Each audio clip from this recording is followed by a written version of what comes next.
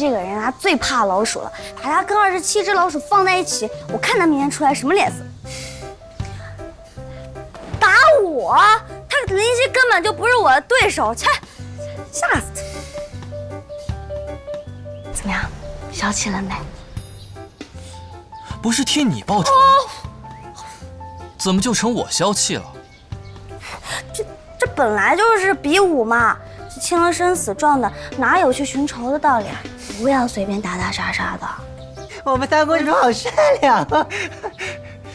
善良？你们三公主这招真够损，一下子抓了27只老鼠，累死我了。那也总比你们家少君那么狠好多了。我们少君跟你们三公主，一个狠，一个损，8倍。子然，走走。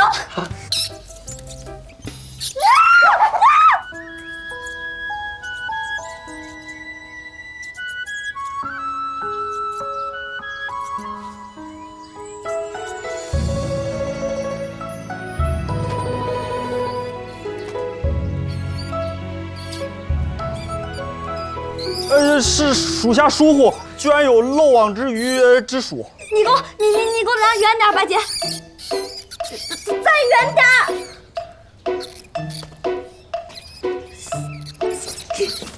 走，子睿，走。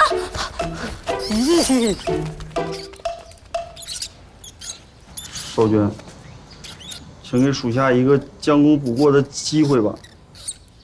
不必了。本少君要重重赏你啊！那个，第3式策论。此次策论的试题谈谈时政。如今我花园城存银减少，财政欠佳，各位说说，有没有增收的良策？母亲，我有一良策。说。不如增收人丁税，一来可以保障财政收入，二来可以调整控制人口，避免人口过重，缓解人口压力。据我所知，花园城总人口为15万人，其中成年人为10万5千人。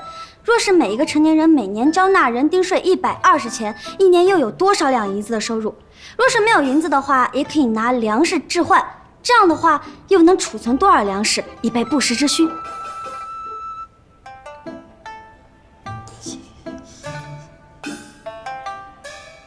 不是，就没有一个算术好的帮我算一下吗？刘思淫，你说呢？10万5千人，每人每年120钱，1000钱为1两，可换200多米，也就是7变成注，一年便是3万2白银，数百万斗米。想不到三公主竟有如此头脑。若每年有如此多的增收，那将直接解决我们花园城眼下的困境。佩服，佩服！三公主经世良才，是我花园城之幸。等等，三公主，不对吧？刘思淫有何不满？我花园城总人口15万，成年人10万5千人，三公主。莫不是把成年男子也算进去了？当然了，成年男子跟成年女子都是成年人，当然要一起纳税了。三公主果然不如二郡主关心政事啊！我花园城纳税义务与享用权利相应，女子纳税则以女子为尊。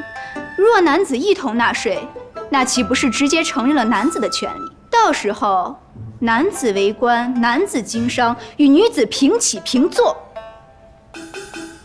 这三公主不是在给城主下圈套吗？纳税岂不是给男子开了户籍？那还不反了天了？男子有了权利，这花园城还像什么样子？简直是乱了根本。照这样下去，我们花园城改成玄武城好了。这三公主该不会是武士的时候脑壳被打坏了吧？想赢不容易，想输还不好说吗？芊芊，你身为花园城郡主，完全不顾祖宗的体面，成何体统？母亲。童言无忌，童言无忌，你就当我还是个宝宝，说错话了啊！罢了，看在芊芊还是个宝宝的份上，此事过了。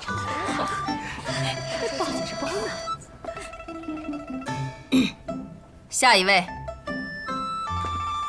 女儿有一计策：玄虎城将巫石制成炸药，而花园城将巫石制成烟花。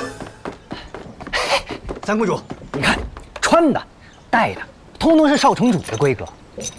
一会儿楚楚看到我送他礼物，一定会特别的开心。恭喜二姐，策论魁首。恭喜三妹，武士魁首。你也知道我那武士赢的不是那么光彩。等文试成绩出来，少城主之位可就尽收囊中了。哎，你看，贺礼我都给你准备好了，就等母亲下令册封了。贺礼？送我的？而且，想想我的赌注，可就是靠你发家致富了。你的伤怎么样了？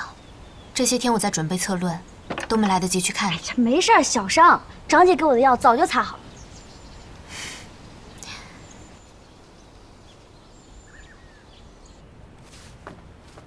顺应天命，少城主酌考结果如下：策论甲等，二郡主陈楚楚；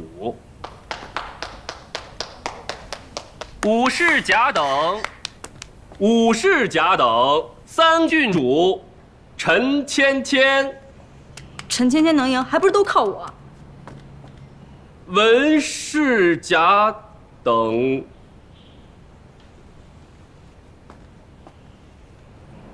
城主，文士甲等三郡主陈芊芊。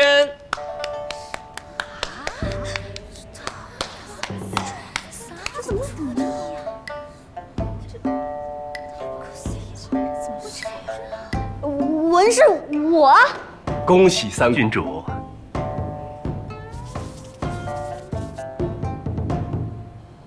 老丁头赢了。三郡主陈芊芊文采斐然，武艺绝伦，有经世之才，堪当大任。